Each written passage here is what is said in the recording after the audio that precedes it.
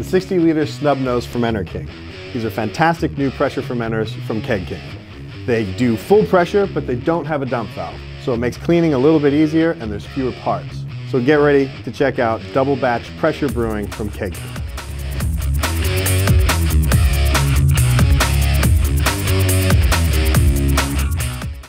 The first thing you're going to take out is the tank itself. It comes bagged just like this.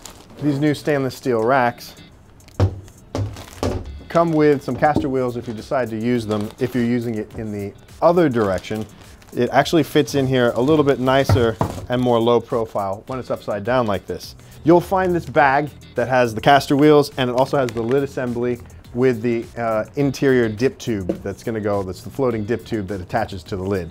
That's all in this bag here. And then you'll also find this bag here, which is the Thermowell. You'll find the volume sticker, which looks like this. You'll find the thermometer sticker, which will give you a rough idea of the ambient temperature around your fermenter when you stick it to the outside of this thing. But this is the cap assembly. The opening on the top of the tank is like 117 mil wide. This new cap, rather than sitting on top like older versions with an O-ring that sits on the very top of the fermenter, it actually plugs into the side, and there's an O-ring on the side of this. So this is your Thermowell, and you'll notice that there's a 1/2-inch BSP on the underside of this lid. So this 1/2-inch BSP and this side of your Thermowell are going to attach. Normally, to find a good purchase between a stainless steel and a plastic thread like this, just twist it the opposite way to begin with, and you'll feel where it clicks. And then you know that you're on the threading, and just go ahead and tighten it into place. Everything on this is only going to need to be hand tightened before we test it for pressure. But the first thing you're going to do is push the dip tube through. So the gas post is the one with the notch at the very base of the post that's going to be sticking up out of the lid. There's also a spring and a poppet for each post. So I will show you how to assemble those now. Just find the dip tube that looks like that with the O-ring on it, and you're just going to shove that through each port, and then you'll locate the poppet so that the O-ring is facing up and push that into the post like that. You're now going to get this onto this post. Again, start with going backwards first until you feel it kind of click. You'll have to push down to get the spring to have enough tension to get the post down onto the plastic threading. Once you feel that it's on the threading, just go ahead and tighten it into place. And you can do all that without a spanner or a socket wrench or anything. That should be nice and tight now. So now do the same thing for the liquid side. The difference between the gas and the liquid post, if we're looking at the posts, at the base of the post, on this one you'll notice there's a notch, that's always gas. With Cornelius stuff, the hardware, on the gas side is always going to have a notch in it. The liquid side is going to go on this other side, so we'll start with doing the same thing. We'll put the dip tube in first. Just push it in. That O-ring will seal it against the plastic lid. Find the spring and the poppet and the post. Start with doing it backwards and pushing down first, and you'll feel where that actually kind of clicks into the threading. And then you'll just be able to finger tighten this onto the lid assembly. This is the dry hop port in the lid. It does come on and off. You can put this into place into the spot that it lives on the lid there, and you're going to find the red PRV, and you'll put that into position in the dry hop port. So if you were to want to dry hop, you can do this by depressurizing the vessel and then unscrewing the entire assembly with the PRV in place. Once you've depressurized, you can then use a funnel and add lupulin or any hop products, T90 pellets, through this port here by way of a funnel, or you can kind of try to sprinkle it in. With the lupulin, I find that the stuff breaks up really easily and it can just be sprinkled in by way of the package. So it's pretty easy to dry hop through the lid into these fermenters. If you're worried about the sediment, most of those sediments drop out with cold crashing. So it is really easy to still extract very clear, very sediment-free beer by way of the floating dip tube in these vessels, especially after cold crashing.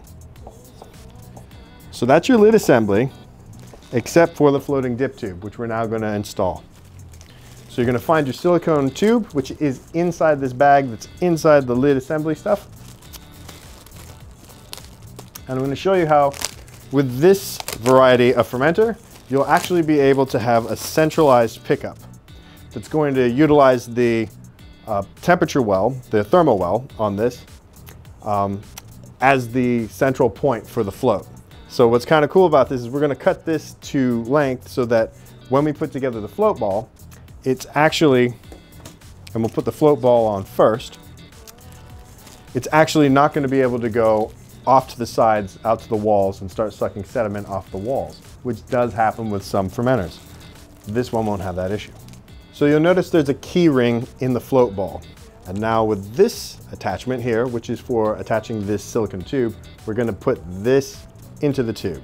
After you've attached your key ring, you're going to attach the silicone tube to the pickup attachment on the float ball. And now what we're going to do is attach the other side to the inside of this vessel. So take off your assembly, putting the key ring there and holding it at the very base so that it's still oriented onto the Thermowell. So you're going to stretch the tube to have a little bit of extra tube that would be on the attachment for the dip tube. Cut the excess tube off.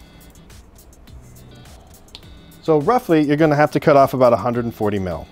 So using a little bit of spray sanitizer, that'll help lube it up a little bit so that we can just put the silicone tube on the dip tube a little easier. You'll see now that there's nowhere for this, or no way for this float ball to float off to the sides. It's going to be oriented to the center on this Thermowell. So as you're fermenting, it'll be someplace up around the top of the liquid. And as you're draining, it will be right there in the center of the tank. So no more floating off to the walls to pick up sediment that you didn't intend to get in your final beer. So this goes in. You'll just push down on the lid now to be able to get it to seat inside the neck. And that's it. And then it seats really nice and easy. And then you use your collar, which you'll have in that same bag with the lid assembly. And it spins right into place. You'll need a spunding valve to relieve the pressure. So we recommend our new design spunding valve and either a metal or a gray premium plastic disconnect with the MFL variety. You'll keep some pressure in the tank for pressure fermenting, and you'll be relieving the excess pressure that you don't need. So I'm going to show you how to put the volume sticker on really quickly. That thermometer sticker gives you an idea of the temperature in the ambient area where you're fermenting. So we'll go ahead and whack that on there. With the volume sticker, you've got 60 liters marked out on here, but this top red line on the sticker is going to go directly in the groove between the neck and the tank body. There's one more sticker that you can put on if you'd like to. We'd recommend that you do, and it does have a list of warnings about how to use these and take care of them as well. So after 2 years of pressure use, you can either get a new fermenter tank, or you can hydro test the one that you have for pressure to make sure it's still okay. If you were ever to drop it, dent it, get a huge hole or something like that in it, you're gonna have to pressure check it. If you have a hole in it, it's finished. PET pressure fermenters and hot water are not friends. They don't get along. They'll warp the tank when they get together. So we would recommend that if you're gonna clean this thing, use water under 40 degrees centigrade, mix in your cleaner or your sanitizer, and you'll be able to easily do the cleaning with the chemicals doing the work rather than you reaching in and scrubbing and perhaps reaching and scratching the tank accidentally. These handles on the outside of the tank are actually strong enough to be able to pick this tank up when it's full. I wouldn't recommend it unless you're super strong or you have a friend to help you. And we do give you castor wheels, so if you flip this upside down, this rack, and you have the castor wheels in, it is easier to move this thing around as you need to. The Thermowell fits the probe on our Mark II temperature controllers. So feel free to put the probe into the temperature well at any height within the fermenter to get a true liquid read off of your fermentations.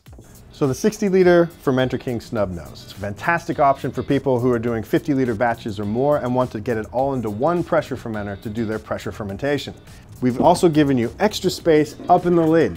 This lid space between here and here on the lid are actually for expansion ports for temperature control.